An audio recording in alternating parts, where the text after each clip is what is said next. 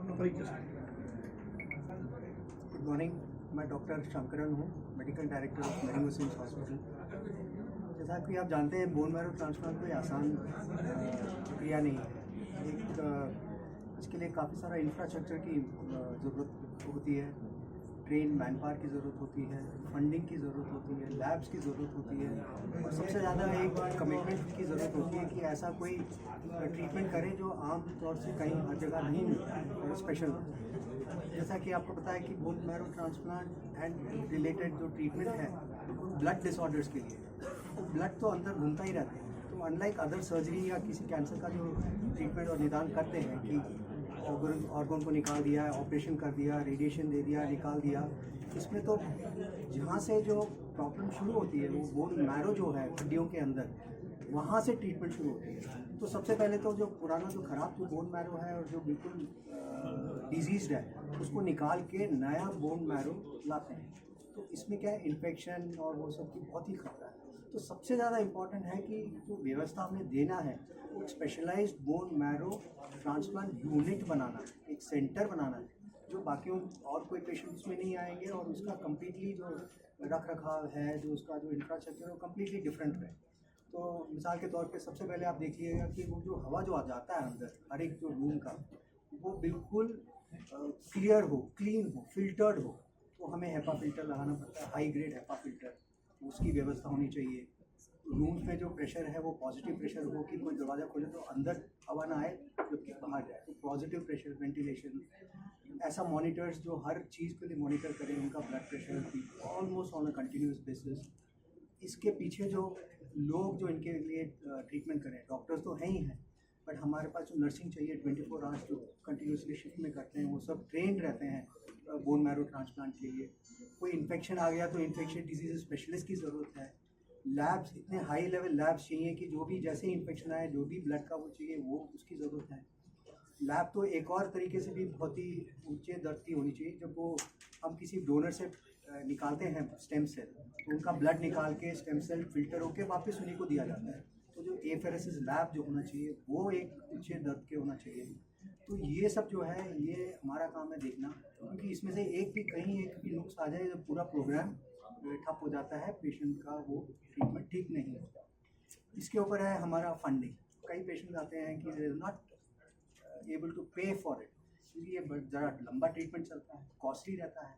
सो हमारे पास व्यवस्था है, संस्था है, मेडिंगो एशिया फाउंडेशन है, जहाँ से हम पैसे दिलवाते हैं।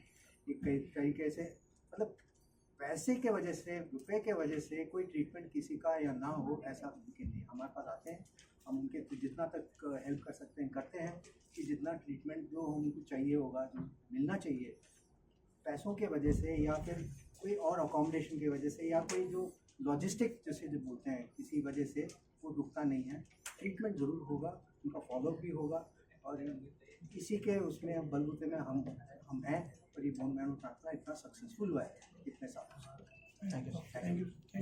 કે છે કે જેમાં ડોનરની જરૂર નથી પડતી, દર્દી પોતે જ પોતાનું ડોનર હોય છે અને જે માયલોમા અને લિમ્ફોમા નામની બીમારીમાં કરવામાં આવતું હોય છે.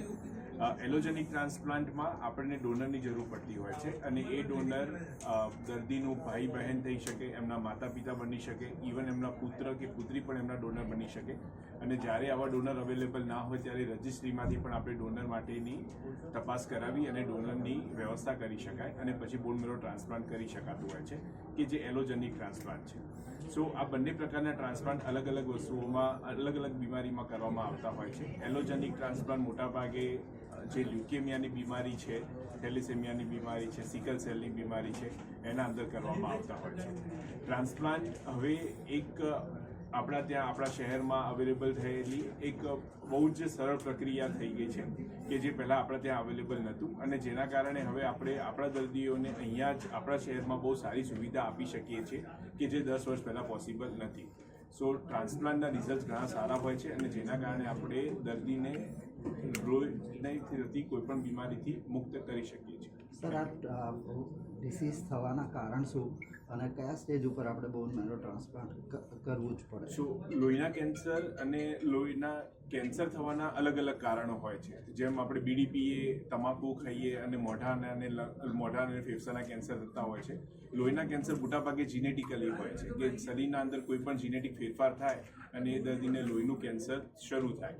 જ્યારે કેન્સર આવે ત્યારે સૌથી પહેલાં એની સંભાળ આપણને ડિટેક્ટ કરવું પડે અને એની સારવાર આપી એટલે કેન્સરને કંટ્રોલમાં લાવવું પડે. જ્યારે કેન્સર કંટ્રોલમાં આવે અને દર્દીની જે શરીરની પરિસ્થિતિ છે એ પરમિટ કરે ત્યારે આપણે ટ્રાન્સપ્લાન્ટ કરતા હોઈએ છીએ. એટલે બીમારી પકડાય, બીમારી પકડી અને એની સારવાર કરાય, કેન્સરને કંટ્રોલ કરાય અને એના પછી ટ્રાન્સપ્લાન્ટ કરવામાં આવતું હોય છે. જ્યારે બીમારી પકડાય ત્યાં એ વખતે ટ્રાન્સપ્લાન્ટ કેન્સરમાં શક્ય બની ના શકે. એની સામે થેલેસેમિયા, સિકલ સેલ એનિમિયા કે તમે સાંભળ્યું હશે કે જેમને વારે ઘડીએ બાળકોને લોહી ચડાવવું પડે, એવી બીમારીમાં તમે સીધું જ જ્યારે દર્દીને ખબર પડે ત્યારે તમે ટ્રાન્સપ્લાન્ટ કરી શકો. અને જો તમે ટ્રાન્સપ્લાન્ટ એ સમયે કરી શકો તો એવા દર્દીઓને તમે જીવનમાં ફરીથી બ્લડની જરૂર પડે નહીં અને એ નોર્મલ માણસ જેવું જીવન જીવી શકે.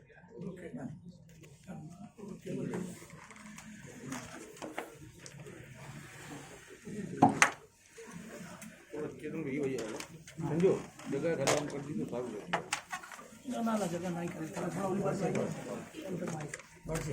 मैं एक पीडियाट्रिक हेमेटोलॉजिस्ट और बोन मैरो ट्रांसप्लांट फिजिशियन.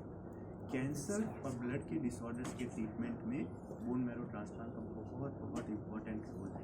अब ये ब्लड कैंसर ऐसे कैंसर हैं जो हमारे कैंसर की जो दूसरी सारी पद्धतियाँ हैं जैसे सर्जिकल कैंसर का इलाज, मेडिकल ऑन्कोलॉजी, दवाओं से कैंसर का इलाज या रेडिएशन ऑन्कोलॉजी, इन सभी के अलावा इसके लिए इलाज की जो ज़रूरत पड़ती है वो बोन मैरो ट्रांसप्लांट बहुत ही हाईली स्पेशलाइज्ड प्रोसीजर है.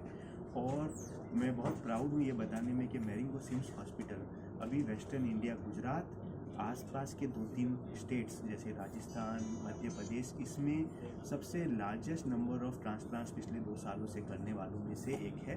और सभी प्रकार के ट्रांसप्लांट, छोटे से छोटे बच्चे 1-2 साल के बच्चों से लेके 60, 65, 70 साल के लोगों के अंदर ये ट्रांसप्लांट हो सकते हैं.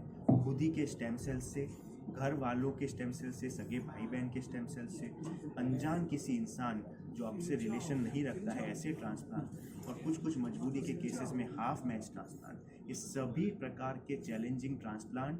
और देश में जिस तरीके के रिजल्ट मिल रहे हैं वो तो मैं चैलेंज के साथ कहूँगा ही, पर विदेश में भी जिस तरीके के रिजल्ट्स मिलते हैं इस टाइप के प्रोसीजर में, उतने अच्छे रिजल्ट्स हम बहुत ही कॉस्ट इफेक्टिव वे में कर पा रहे हैं. और इसी का प्रमाण है कि बहुत सारे विदेशी पेशेंट्स जो अफ्रीकन देशों के कई देशों के पेशेंट्स हमारे पास आते हैं और यहाँ आके वो इस इलाज का फायदा उठाते हैं.